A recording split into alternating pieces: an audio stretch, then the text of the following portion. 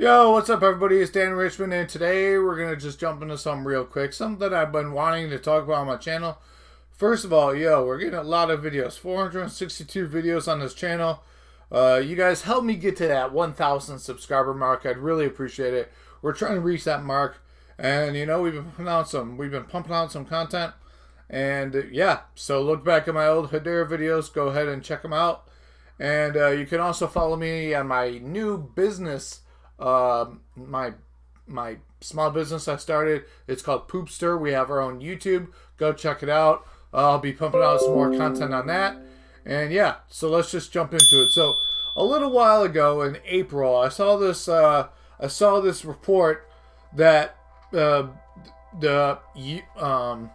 basically Europe and countries in Europe have been talking about a CBDC.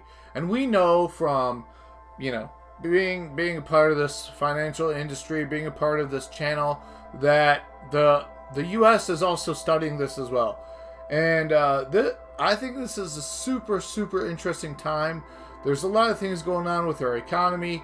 And, digitally, we're growing so fast, especially with the AIs and everything. So, that's just what I want to talk about today is the CBDC and what Europe's doing, and kind of talk about, their progress. So if we look, they've been working, they had some focus groups.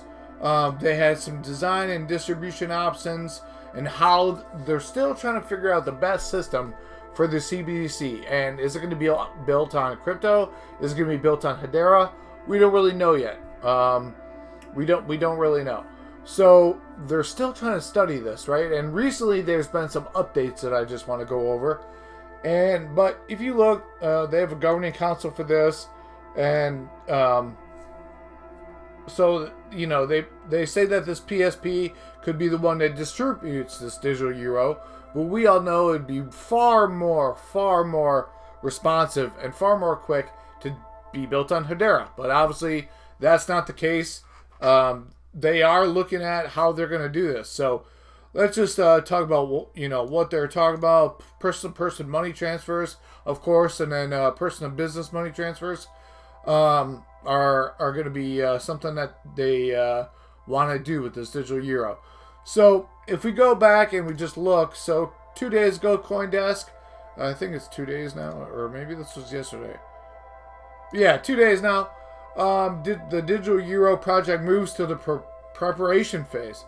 So the move is not a decision to issue the currency yet, but the preparation phase starts in November and will last 2 years.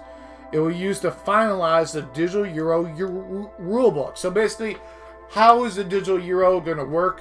What are the rules in place? What are the rules for banking and large enterprises? That's going to be something they're going to talk about. So if you look here, the European Central Bank is moving its digital euro project to a preparation phase, which could pave the way for a potential future decision to issue one. Although decision on whether to issue a central bank currency for retail use in the European Union was due at the end of the 2-year investigation phase that is just concluding. The ECB has faced mounting criticism over its plans, including from lawmakers. They're talking about privacy issues and I guess they're veering into conspiracy theories.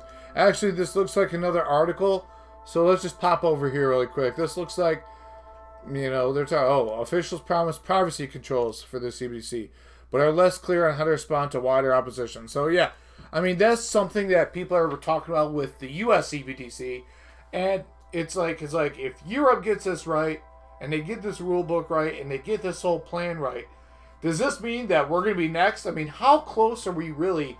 And is the U.S. piggybacking off of the idea, or are we just doing our own research? That's something that I'm interested to find out. So the move to a preparation phase is not a decision to issue a digital euro, the bank said. A decision will only be considered by the governing council once the European Union legislative process has been completed. So they said that it's going to take 2 years in this preparation phase. To move is not without its critics. Yeah, we know that they talked about that. That there's definitely a lot of skeptics, and I think that's something that we have too. making sure that how we transact is not data that everybody can see all the time. And really for the government, same thing with cash. Like, we have that little bit of privacy when you use cash. And I think people want that with the CBDC. So it would be smarter for the European Central Bank to wait with its preparation phase until the European legislature has concluded its deliberations, Ferber said. There's a good chance that the European legislature will make major tweaks to the proposed legal framework. Well, it sounds like they already are talking about the rule books and the framework, and I feel like they're getting a little bit of pushback from this European legislature. So that's really interesting. So they also have a report published alongside here. Let's check this out. This other report. Oh, okay. So we're going to actually go into this report. Actually finish this article first. I don't want to just bust into this report yet. So, let's see. On a more diplomatic note, he added that the 2-year phase may also provide a chance for ECB to tweak the CBDC to deliver on its promise of a digital currency. Alright, so it looks like we did finish this article, guys, so we're just going to jump into this report. So, scope of the investigation. Why digital euro? Widely accepted, free to basic use, usable for any digital payment in the euro area, not requiring an online connection. It can also be used offline. Interesting. Offering the highest possible protection and privacy, inclusive, leaving no one behind. Selling payments instantly, secure and risk-free. Alright, so, okay, so it's going down here. A digital euro would exist alongside euro cash and other electronic means of payment, offering additional freedom of choice to end users. So with the digital euro, people would have more choice in how to pay in a secure solution. Yeah, we kind of know that, but how are they going to implement privacy and offline? I mean, offline usage? That's incredible. That's something that I'm really looking to kind of learn more about. Sorry about these little advertisements popping up. I use Brave, and you actually get paid with Brave to see the advertisements. You get paid if you look here. I got this Brave wallet. I actually haven't updated in a minute. Let's just see if I have any coins in here. Where ads show up? Yeah. Ready to start. Click the blah blah blah. Yeah. So I have 0 BAT right now, but I did have BAT before. So it looks like, I think my dog is, I don't know what's going on with the puppy here. She's like coughing. Well, let's go back to this article. Sorry about the little Brave tidbit there, but I just wanted you to know why we're getting the little pop-ups. So yeah, we know that this digital euro thing is like a growing trend, right? These companies, the government, they want easier usage for people digitally to purchase goods online, and this will be one of the major things that the Euro CBDC does. And the US is working on ours as well, like I stated. So I think that once they get this framework, they might just say, oh, the US might go, oh, that's great, we're just gonna copy right off of that. I mean, who knows? The digital euro investigation phase has shown that the motivations for the issuance of a digital euro are still relevant as ever, from making key benefits of cash available for digital payments to supporting competition. Yeah, so they want to stay in the game. China's already got their yuan, their digital yuan, and I think that's been rolling out for quite a while. And so the EU they don't want to be left behind.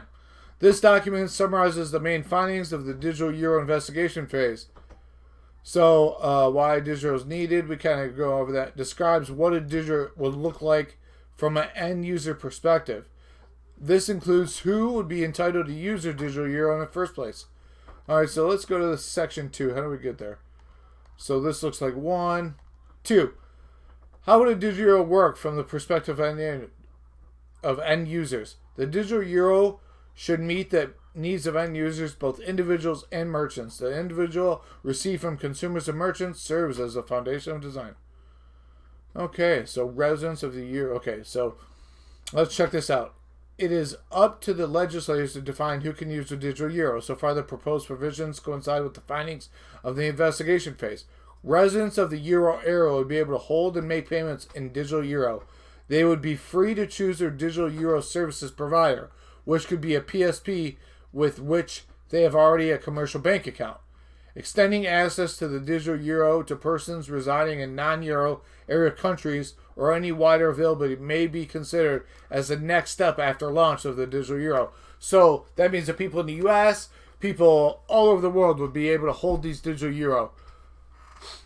So businesses established in the euro area would be able to accept payments in digital euro. The category of business users is broad and includes groups that may overlap, such as professionals, merchants, small and medium-sized enterprises, and the self-employed. Interesting. So how would users onboard? So how would they get a digital euro? It would be responsible for the PSPs to put in place appropriate contractual... So PSPs, I think they're meaning the banks, right? To place appropriate contractual relationships with their customers, whether individuals or businesses. Onboarding should be structured to be easy and convenient as possible. Where there is an existing business relationship, the PSP should use already available data. It should not request the same data again. Where there is not an existing business relationship, end users would first have to onboard to the bank they have chosen to provide them with the digital euro services. The blank bank, the PSP bank, would carry out the onboarding process and perform your customer KYC checks. The KYC process should be governed by existing laws and regulations. Onboarding should be made possible for the digitally financially excluded. See Section 5. Okay. How would you be able to pay? Yeah, an online mode enabling the use of the central bank money to ensure coverage of all cases in most payment situations. An offline mode designed to maximize certain cash-like characteristics. Now this is a very interesting statement. A bearer payment instrument that is not dependent to an online connection but is limited to proximity payments and would need to be pre-funded, which is intended, subject to legislation, to offer a cash-like level of privacy for offline payments. To me, that's a really interesting statement, and I think that in a further video we should explore that more. Because that seems like we could go off on, a lot of different thought processes on that. When online users could pay remotely for online purchases, yeah, we kind of know. How can they fund your digital euro holdings? Holdings. Funding sources could either be a commercial bank account or cash, while neither a commercial bank account nor a link between such an account and a digital euro holdings would be prerequisite for individuals to access the digital euro services. The expectation is that many people would find it convenient to link their digital euro account to a designed commercial bank account for funding purposes. This would maximize payment convenience in the following ways. It would be possible to receive a payment even if the amount to be received raises the digital euro balance above the holding limit. The access amount would be transferred automatically to the linked commercial bank account. Waterfall functionality. Wow. They really have thought about this, right? This seems like a really good plan, and if you guys want to dive more into this, you can go check this out. You saw how I got to this off the Cointelegraph. The Cointelegraph announcement. It's at the bottom here. I'll link this article in this video, but I just wanted to cover, if you look at, they're really moving along with this EU CBDC, but if we go to ours and we kind of look at what's the US CBDC, what's the new, we haven't heard anything, right? So it looks like the Federal Reserve has a CBDC page now.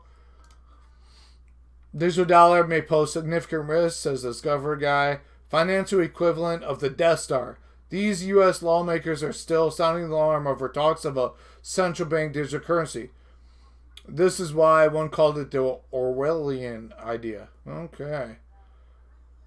Fed governor says the CBDC in the U.S. is an unclear use case. I don't think that there's an unclear use case. I think there's a very clear use case, but I think that privacy needs to be researched, and this would be one of the things that, one of the things that we need to think about. We also know that BRICS, right? The BRICS people, And the countries over there that are forming the BRICS nations are working on their own digital dollar to be used within their nations. So, the U.S. really needs to get on this, because all these countries are going to be developing ahead of us with this and making financial transactions easier for more people, right? That adds more to the economy, and there's just a lot of pros to us kind of getting ahead. I think that I totally understand what some people are saying about, the privacy issue and not being able to, spend your money privately. But I think if they do it right, and we use some of the, even some of the stuff that's built in crypto land, like the Metal X ecosystem, XPR network, they have a great KYC, and it's a super great network, fast, no fees. If they use some of the backbones of this technology, and they really do some research on, they can work with MTech. I know MTech's been working on CBDCs with a lot of different countries. There's a lot of people working on this, and I know MIT was, doing their own study. So the U.S. really needs to get ahead of this, guys. I think that this could be, it's really going to put us in the future with payments. Not only, besides like Hedera and these other crypto projects, but, if they built a CBDC on Hedera, that would be one thing. But it seems like they're working on, how they're going to actually build it. And I don't know if it's going to be using crypto technology or not. I think that there is some testing that have been done with crypto-based technology. But like I said, we don't want the EU to get way ahead. And it seems like they already have this big investigation report that was just went over. And that's quite a bit of information that we read over that they already have kind of hardlined, and they basically have it's a very basic framework for what they're trying to do. And I think this preparation phase is going to be telling. You know why? Because they're going to work out the kinks. They're going to be, they're working on this for a while, 2 years. And we, like I said, we just don't want them to get ahead of us. So these are my thoughts on this, guys. Let me know in the comments what you think about the digital euro, the Euro CBDC. And I love for you to subscribe. Please subscribe, like, all that stuff. And I'll talk to you in the next video. Dan Richmond, out.